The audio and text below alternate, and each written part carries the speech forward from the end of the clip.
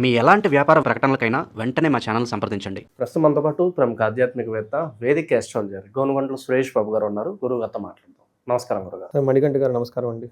June నెల విశేషంగా మిథున్ రాశి వాళ్ళకి ప్రత్యేకంగా ఎలాంటి శుభ అశుభ ఫలితాలు ఈ నెల వీళ్ళు చూడబోతున్నారు, మరి ఓవరాల్గా వీళ్ళకి ఎలా ఉండబోతుంది గురుగారు?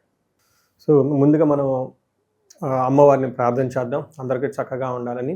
ఓం గం గణపతయే నమః. స్వర్ణలక్ష్మి నమస్తే అస్తు పరబ్రహ్మ స్వరూపిణి రాజ్యం దేహి ధనం దేహి సర్వ కామాంచ దేహి మే.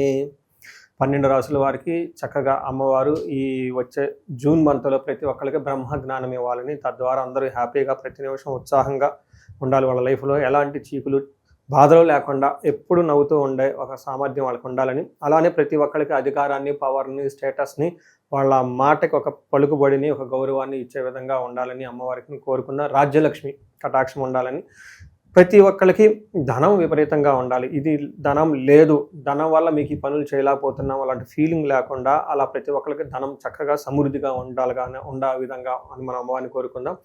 ముఖ్యంగా నాకు బాగా నచ్చింది ఏంటంటే సర్వకామాంచ.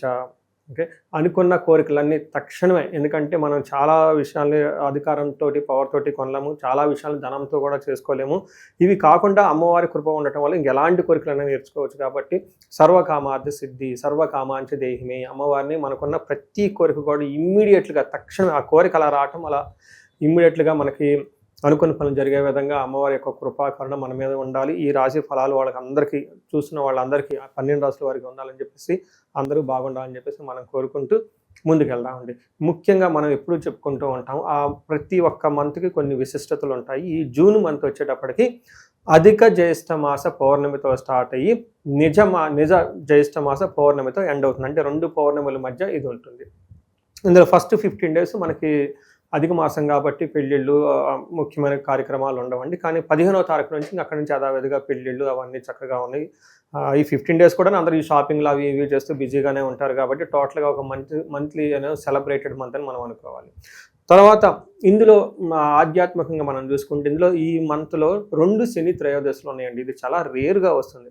ఒకనొక టైంలో 5 మాసాల వరకు, 6 మాసాల వరకు, లాస్ట్ ఇయర్ అనుకుంటా 5 మంత్స్ వరకు శని త్రయోదశ రాలేదు.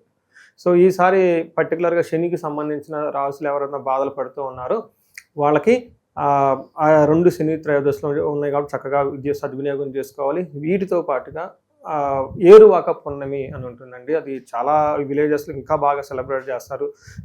ఎద్దులకి చక్కగా కొమ్ములకి రంగులు వేసేసి, గంటలు కట్టి, ములికర్ర పట్టుకొని, ఒక తప్పట్లో పెట్టుకొని, అవన్నీ ఏమంటారు భజంచీలు పెట్టుకొని గుడి చుట్టూ తిరిగేసి అక్కడి నుంచి వెళ్ళిపోయేసి అరకలు దున్నుతూ ఉంటారు పొలాల్లో. ఈ ఏరువాక పున్నమి ఈ విలేజెస్లో ఇప్పటికీ చాలా చక్కగా బ్రహ్మాండంగా చేస్తుంటారు. అది అందరూ మర్చిపోకుండా సెలబ్రేటెడ్ లాగా చేస్తూ ఉంటారు. అందరూ చేసుకోవాలని చెప్పేసి అది మనం కోరుకుందామండి. ఇలా అన్ని విశిష్టతలు కలిగిన ఈ జూన్ మంత్లో 12 రాసుల వారికి ఎలా ఉందో మనం చూద్దాం. జ్యోతిష శాస్త్రం ప్రకారంగా ఇంకొక ముఖ్యమైన విషయం ఏంటంటే, ఇందులో 5 గ్రహాలు మారుతూ ఉన్నాయండి. గురువు మారుతున్నారు జూన్ 2న. తర్వాత గురువుతో మాటు జూన్ 8న వచ్చేటప్పటికి శుక్రుడు మారుతున్నారు. 21వ తారీఖున జూన్ మారుతున్నారు. 15వ తారీఖు సూర్యుడు మారుతూ ఉన్నారు. 2 రోజుల ముందే అంటే 29కి వచ్చేటప్పటికి బుధుడు కూడా మారుతూ ఉన్నారు. అంటే టోటల్గా 5 గ్రహాల యొక్క ఇంపాక్ట్ ఈ మంత్లో వీళ్ళకి ఎలా ఉందో మనం తెలుసుకునే ప్రయత్నం మనం చేద్దాం. 12 రాసుల వారికి మనము జూన్ మంత్ చూస్తే 5 గ్రహాలు మారుతున్నాయి అని చెప్పుకున్నాం కదండి. ఒక్క గ్రహం తప్ప మిగతా 4 గ్రహాలు వీళ్ళకి చాలా పాజిటివ్గా ఉందని చెప్పుకోవాలి. ఒక హ్యాపీ న్యూస్ ఏంటంటే, వీళ్ళకి గురువు మారటంతో వచ్చే 1 ఇయర్ వరకు వీళ్ళకి చాలా చాలా చాలా బాగుంటుంది. మనం గురుగ్రహం మారిన దాని వల్ల కూడా చాలాసార్లు మాట్లాడుకున్నాము. ఉగాది రాశి ఫలాల్లో కూడా చెప్పుకోవడం జరిగింది. వీటితో పాటు ఇంకా మిగతా 4 గ్రహాలు మారినాయండి. ఈ 4 గ్రహాలు ఒక సూర్యుడు తప్పక మిగతా అన్ని గ్రహాలు చాలా చక్కగా బాగున్నాయని మనం చెప్పుకోవచ్చు. మన డీటెయిల్స్ చూస్తే ఫస్ట్ అందులో వెళ్ళబోయే ముందు ఇందులో నక్షత్రాలు మృగశిర 2, 3, 4 పాదాలు, ఆరుద్ర 1, 2, 3, 4 పాదాలు, పునర్వసి 1, 2, 3 పాదాలంతా మనకి మిథున రాశిలో ఉంటారు. పేరు బలం బట్టి చూసుకుంటే వీళ్ళకి కా, కి, కు, ఖం, జ్ఞ, కే, కో, హ అన్న లెటర్స్ అంతా కూడా ఇందులో ఉంటారు. మనం లఘు గోచారం, సూక్ష్మ గోచారం ప్రకారం చూసుకుంటే సూర్యుడు ఫస్ట్ హౌస్లో ఉండటంతో వీళ్ళకి స్థాన నాశనం, అంటే వర్క్ ప్లేస్లో కొంచెం ఇబ్బంది రావచ్చు. అందరికీ కాదు, కొంతమందికి జాబులు కూడా పోవచ్చు. కొంతమందికి జాబులో విపరీతమైన ప్రెషర్స్ ఉంటుంది. మానసికంగా చాలా టెన్షన్, హైలీ ప్రెషర్ఫుల్గా జాబ్ ఉంటుంది. అయితే వాళ్ళు ఇండివిజువల్ జాతకంలో సరిగా కనుక లేకపోతే దశాభుక్తి వ్యవహారాలు కొంచెం మందికి జాబులు పోయే అవకాశం కూడా ఉంటుంది. కొంచెం జాగ్రత్తగా కేర్ఫుల్గా ఉండవలసిన టైం. ఈ ఒక్క విషయం తీసి పక్కన పెడితే మిగతా అన్ని విషయాలు చాలా చక్కగా ఉందని చెప్పుకోవచ్చు. మార్సు కుజుడు 11వ స్థానంలో ఉండటం వల్ల భూలాభం, అంటే కొత్తగా భూములు కొనుక్కోవాలి అనుకున్న వాళ్ళకి బాగుంటుంది. రియల్ ఎస్టేట్ వాటిలో లావాదేవీలు ఇప్పటిదాకా ఆగిపోయి ఉంటే లావాదేవీలు జరిగే అవకాశం ఎక్కువగా ఉంటుంది. తర్వాత 2వ స్థానంలో శుక్రుడు ఉన్నాడు. అగైన్ విత్త సిద్ధి, ధనం ప్రకారంగా ధనం ఫ్లో అంతా బాగుంటుంది. బుధుడు ఫస్ట్ హౌస్లో ఉండటంతో అగైన్ ధనాన్ని కోల్పోయే అవకాశం కూడా ఉంటుంది. అంటే ధనం వస్తుంది, ధనం కోల్పోతూ ఉంటారు. బట్ ఓవరాల్గా మనీ సోర్సెస్ అయితే వీళ్ళకి పెరుగుతుంది. రియల్ ఎస్టేట్లో ఎవరైనా ఉన్నా కానీ, స్థిరాస్తులు కొనుక్కోవాలనుకున్నా కానీ, బంగారం కొనుక్కోవాలన్నా వాళ్ళందరికీ చాలా బాగుంటుందని చెప్పుకోవచ్చు. మనం ఒక్కొక్క రాశి చూస్తే ఫస్ట్ సూర్య భగవానుడు వీళ్ళకి అంత అనుకూలించట్లేదు. ఈ మంత్ కొంచెం జాగ్రత్తగా ఉండాలి.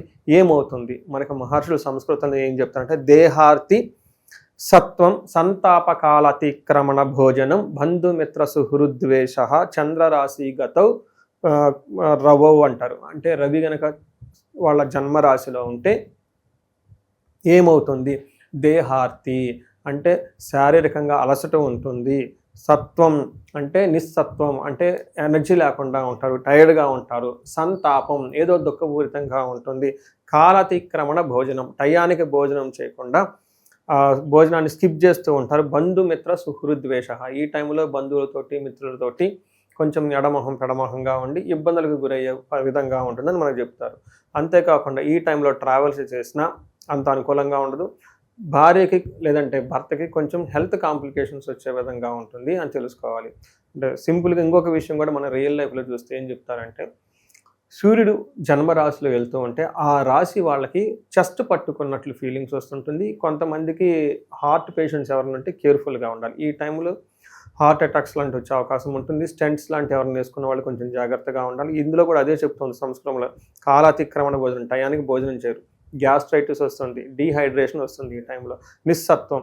దీని ద్వారా హార్ట్ అటాక్ రావడానికి ఇది ఒక ఫండమెంటల్ ఒక కారణం కూడా మనకు చెప్తూ ఉంటారు డాక్టర్స్. దీన్ని పెట్టుకొని మనం జాగ్రత్తగా ఉండాలని చెప్పేసి టయానికి మంచి ఫుడ్ తింటూ చక్కగా డైట్ చేస్తూ ఈ కార్డియో ఇవన్నీ చేసుకుంటూ ఉండాలి. కొంచెం సెన్సిటివ్గా ఉన్న మంత్ కాబట్టి జాగ్రత్తగా ఉండాలని చెప్పేసి మనం చెప్పుకోవచ్చు.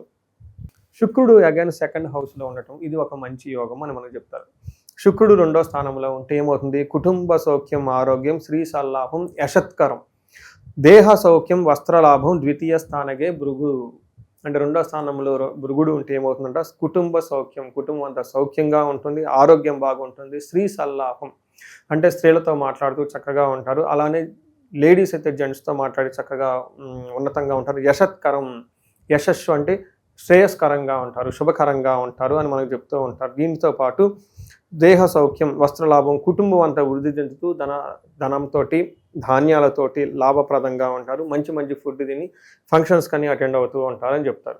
అంటే మనం చెప్పుకున్న విధంగా అన్ని గ్రహాలు చాలా చక్కగా అనుకూలంగా ఒక బెస్ట్ టైం అని మనం చెప్పుకోవచ్చు. ఒక 80% అంటే మ్యాక్సిమం పర్సెంటేజ్ బాగున్న రాశి అని చెప్పుకోవాలి. బట్ ఒక్క విషయంలో కేర్ఫుల్గా ఉండాలి. సూర్యుడి వల్ల మనకి జాబులో ఉన్న వాళ్ళకి బాగా ఇబ్బంది పడే అవకాశం ఉంటుంది. కొంచెం కేర్ఫుల్గా హ్యాండిల్ చేసుకోవాల్సిన పరిస్థితి అయితే ఉందండి. గురుగారు, జూన్ నెల ప్రత్యేకంగా మనకి స్కూల్స్ కావచ్చు, కాలేజెస్ కావచ్చు, అడ్మిషన్స్ ఉంటాయి. మరి స్టూడెంట్స్కి ఎలా ఉంటుందంటారు ఎస్పెషల్లీ? ఇది వెరీ వెరీ ఇంపార్టెంట్ క్వశ్చన్ అండి. ఎందుకంటే గురువు మారుతూ ఉండటంతో చాలామందికి మనకి గురువు గ్రహం మారటంతో జ్ఞానానికి విద్యకి కారకుడైన గురువు ఇంపాక్ట్ ఈ రాశి మీద ఉండబోతుంటుంది. ఈ రాశిలో మనకి చాలా అనుకూలంగా ఉంటుంది, చాలా అనుకూలంగా ఉంటుంది. ఈ పిల్లలకు కానీ అనుకూలంగా ఉంటుంది, అంతా చక్కగా ఉంటుంది. ఈ రాశి వాళ్ళకి ఒక బెస్ట్ టైం అయితే ఖచ్చితంగా ఉంటుంది. అలానే కుజుడు వీళ్ళకి 11వ స్థానంలో ఉండటంతో సూర్యుడు పెట్టే బాధలు ఎన్నున్నా కానీ ఈయన మళ్ళీ ఫ్రెష్గా ఒక మంచి హోప్ని, సపోర్ట్ని తీసుకొని వస్తూ ఉంటారు.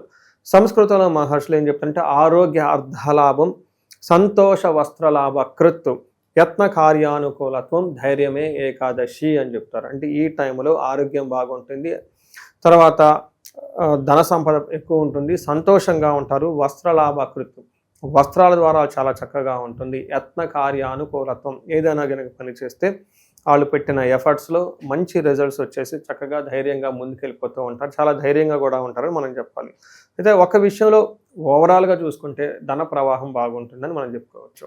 అయితే కొంతమందికి వాళ్ళ పిల్లల జాతకంలో కనుక సరిగా లేకపోతే గురువు యొక్క పొజిషను వాళ్ళకు కొంచెం పరిహారాలు అవన్నీ చేయించుకోవడం చాలా ఇంపార్టెంట్. ఎందుకంటే లైఫ్ టర్నింగ్ పాయింట్ ఈ టైంలో మనం చూస్తుంటాం కదండి. ర్యాంక్ వస్తుంది, బార్డర్లో కౌన్సిలింగ్కి వెళ్తూ ఉంటారు, మంచి కాలేజీ గురించి చూస్తూ ఉంటారు. ఇంత కష్టపడినా కానీ లాస్ట్లో మనకి దైవకృప ఇంకా ఉంటే ఇంకా బెస్ట్గా వచ్చే అవకాశం ఉంటుంది. సో వీళ్ళందరికీ ఎవరికైనా కొంచెం అనుమానంగా ఉంటే ఒకసారి గురుగ్రహానికి సంపూర్ణ శాంతి పూజలతో పాటు మేధా దక్షిణాపూర్తి హోమము, జపము ఇవన్నీ చేస్తూ ఉంటే చక్కగా ర్యాంకులు వచ్చే అవకాశం ఎక్కువ ఉంటుందండి. ఇక పరిహారాల విషయానికి వస్తే ప్రత్యేకంగా వీళ్ళకి ఎలాంటి పరిహారాలు అవసరం అంటారు? ఇది ఒక్క సూర్య భగవానుడికి మాత్రం చక్కగా పరిహారాలు చేసుకోవాలి. ఫాదర్లీ ఫిగర్ లాంటి వాళ్ళు, పితృకి సమానులైన వాళ్ళ దగ్గర ఆశీర్వాదం తీసుకోవటం, గోధుమల్ని దానం చేయటం, అలానే సూర్య అష్టకము చదువుకోవటం, ఆదిత్య హృదయ స్తోత్రం చదువుకుంటూ ఉంటే చక్కగా బాగుంటుంది. వీటితో పాటుగా వీళ్ళు ఇంకా కొన్నిసార్లు మహన్యాసపూర్వక ఏకాదశ రుద్రాభిషేకం చేయించుకుంటే చాలా బాగుంటుంది. సో ఎవరికైనా ఇంకా ప్రాబ్లమ్స్ అధికంగా ఉంటే ఇండివిజువల్గా మనకు కన్సల్ట్ అయితే చక్కగా వాళ్ళ జాతకం చూసి వివరణ ఇవ్వచ్చు. సో ఇందులో పరిహారాలు మనం చెప్పుకుంటే ఒక రీసెర్చ్ లాగా చేస్తున్నానండి. ఎవరికైతే 35 సంవత్సరాల నుంచి 45 సంవత్సరాల మధ్యలో ఉంటారో, కెరియర్లో మంచి ఎడ్యుకేషన్ ఉండి, సక్సెస్ఫుల్ ట్రాక్ రికార్డు ఉండి, చక్కగా ఉండేసి సడన్గా వాళ్ళ లైఫ్లో ఒక క్రైసిస్ లాగా ఉండి, కన్ఫ్యూజన్ ఉండి, ఎటెలాలో అర్థం కాకుండా ఒక స్టాగ్నేటెడ్ పీరియడ్గా ఎందుకు ఉంటుంది, అసలు ఎలా ఎందుకు జరుగుతుంది అనే దాని గురించి నేను రీసెర్చ్ చేస్తున్నాను. చాలామందికి మిడ్ లైఫ్ క్రైసిస్ అంటారు. 40 నుంచి 45 ఈ మధ్యలో చాలామందికి జెంట్స్కి, ఈవెన్ లేడీస్ కూడాను మెనోపాజ్ని, హార్మోనల్ చేంజెస్ అని చెప్తూ ఉంటారు. బట్ మోడర్న్ సైన్స్ అందరితో ఆగిపోతుంది. మిడ్ లైఫ్ క్రైసిస్ అంటారు. బట్ రియల్ లైఫ్లో చూసుకుంటే ఆస్ట్రాలజీలో ఇది డిఫరెంట్గా చెప్తూ ఉంటారు. వాళ్ళకి లైఫ్లో ఏమైనా శాపాలు ఉన్నా, యోగాలు ఉన్నా, గ్రహ దోషాలు ఉన్నా ఆ టైంలో కరెక్ట్గా వాళ్ళకి యాక్టివేట్ అవుతూ ఉంటాయి అన్నమాట. ఈ టైంలో ఎవరైనా కనుక ఆగిపోయి ఉంటే ఒక్కసారి ఇండివిజువల్గా జాతకం చూపించుకొని ఒకసారి టోటల్ థరో స్కాన్, వాళ్ళ అసలు హారోస్కోప్లో ఎన్ని 11 నుంచి 13 రకాల శాపాలు ఈజీగా ఉంటాయి, అవన్నీ ఈ టైంలో యాక్టివేట్ ఉన్నాయా, ఏ దశలో, ఈ దశలో ఏమైనా వాళ్ళ జన్మ జాతకంలో దశాభుక్తికి సంబంధించిన గ్రహాలు ఏమైనా దోషాలు ఉన్నాయా, అవన్నీ చెక్ చేసేసుకొని వాటికి సంబంధించిన పరిహారాలు చేసుకుంటే లైఫ్ 10 గంటల ముందెళ్ళే అవకాశం చాలామందికి ఎక్కువ ఉంటుందండి. చాలామందికి ఎక్కువగా భార్యాభర్తల మధ్య అన్యోన్యత లేదని ఇబ్బంది పడుతూ ఉంటారు. అన్యోన్య దాంపత్య పాశుపత అభిషేకం, కొంతమందికి పెళ్ళిళ్ళు కావట్లేదని ఇబ్బంది పడిపోతూ ఉంటారు. విశ్వావసు గంధర్వరాజ హోమము, జపము, తర్వాత దాన తర్పణాలు చేస్తే ఖచ్చితంగా పెళ్ళి అవుతుంది. చాలామందికి ఈ టైంలో మాకు మనీ సోర్సెస్ లేదంటే ఇబ్బంది పడిపోతున్నాము అనుకుంటే స్వర్ణలక్ష్మి విశేష హోమం అని ఉంటుందండి. ఇది అప్పటి నుంచో తరతరాలుగా ఉపాసన చేస్తున్న మంత్రము. దీని ద్వారా కనుక వాళ్ళకి చక్కగా సంపూర్ణమైన పూజ చేయాలన్నమాట. 1,00,000 సార్లు జపం చేసి, హోమం చేసి, దానాలు తర్పణాలు అవన్నీ చేస్తే, పాశుపత అభిషేకాలు చేస్తే ఆ యొక్క ధన ప్రవాహం వస్తుంది. మృత్యుంజయ పాశుపత అభిషేకము, సంతాన పాశుపత అభిషేకము, వీటితో పాటు వివాహానికి సంబంధించి శీఘ్రంగా వివాహానికి సంబంధించిన గౌరీ వర పాశుపత అభిషేకము, ఇలా ఎన్నో రకాల మనకి సమాధానాలు, సొల్యూషన్స్, రెమెడీస్ రూపంలో ఉన్నాయండి. ఎవరికైనా కనుక మేము ఆగిపోయాము లైఫ్లో అని అనుకుంటే ఒక్కసారి ఇండివిజువల్గా జాతకం చూపించుకొని అందులో దాని కారణాలు ఏంటో తెలుసుకొని ఆ యొక్క తీవ్రతను బట్టి అనమాట, ఆ యొక్క సమస్య తీవ్రతను బట్టి పరిష్కారాలు చక్కగా చేసుకుంటే లైఫ్ అనేది స్మూత్గా చక్కగా వెళ్తుంది. అందరికీ అమ్మవారు అష్టైశ్వర్యాలు ఇవ్వాలి, భోగభాగ్యాలు ఇవ్వాలి, అందరూ చక్కగా ఉండాలని చెప్పేసి మనం అమ్మవారిని కోరుకుంటూ సెలవు తీసుకుందాం అండి. నమస్తే.